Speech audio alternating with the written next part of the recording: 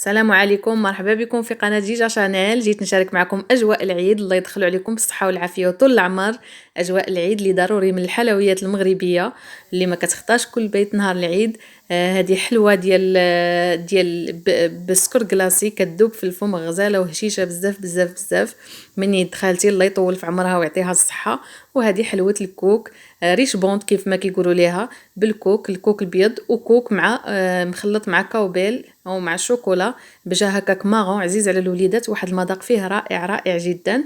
اليوم غادي نشارك معكم الاجواء ديالنا والفرحه ديالنا بالعيد. نتمنى من الله يدخلوا على الامه الاسلاميه بالف الف خير يا رب امين. نتمنى من الله يكون يعم السلام والسلم في العالم كله يا ربي امين. وجبت بنتي باش تنقش باش تفرح بالعيد، وضروري باش تفرح جبتها تنقش لان عز عليها الحنه بزاف بزاف بزاف، وجبتها تنقش يدياتها. ونخليكم مع أميمة. تقدري ديرها لي حتى من الصباح. داخل لا من في الصباح. هذا غير عمر لك تسأل. انا نسيتك والله نسيت. لا لا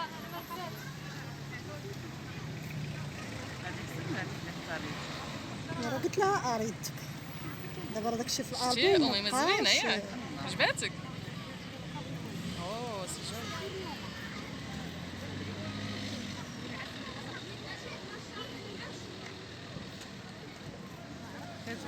حرة عندنا قفاص وحدة ولا قفاص وحدة؟ ندير حتى اليد. زوينه هكا بالصحه. حرة شو غطيح؟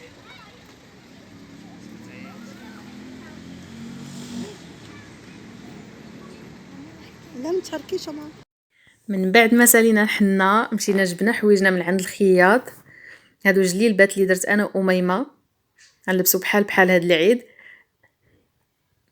فكرة ان حيت هاد العيد بزاف ديال لي كليونط ديالي اللي درت ليهم جليلبات مع بنياتهم كانت عجبتني الفكرة بزاف بزاف، ودرت جليلبات انا وبنتي فحال غزالة بزاف طلعات وعجباتها. المهم هي الفرحة اللي كنشوفو في عيون الوليدات الصغار، هذاك هي الدنيا.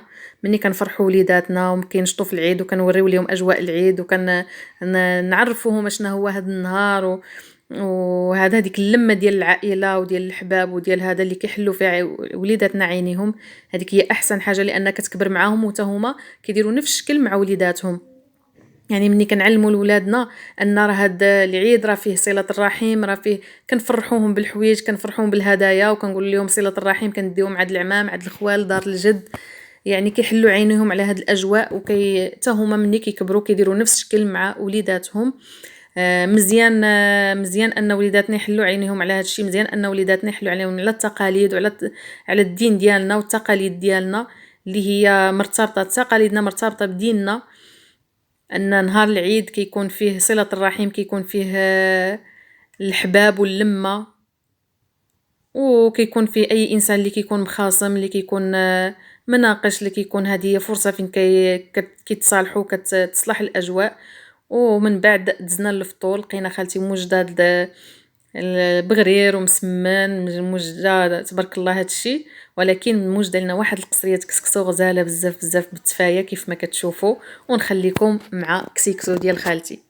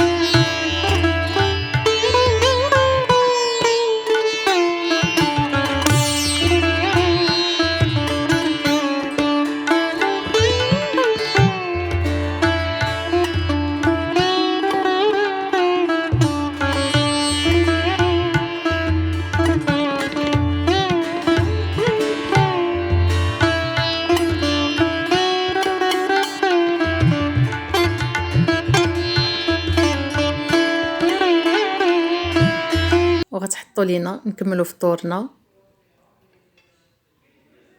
درناه في الفطور لان بطبيعه الحال مور الفطور ما غنقدروش ناكلو، دونك درناه في الفطور. كلينا غير شويه ديال مسمن مع اتاي وداك البغرير صافي ونيشان دزنا الكسكسو.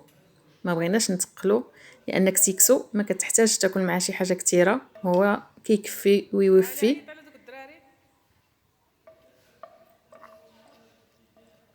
وكسكسو هو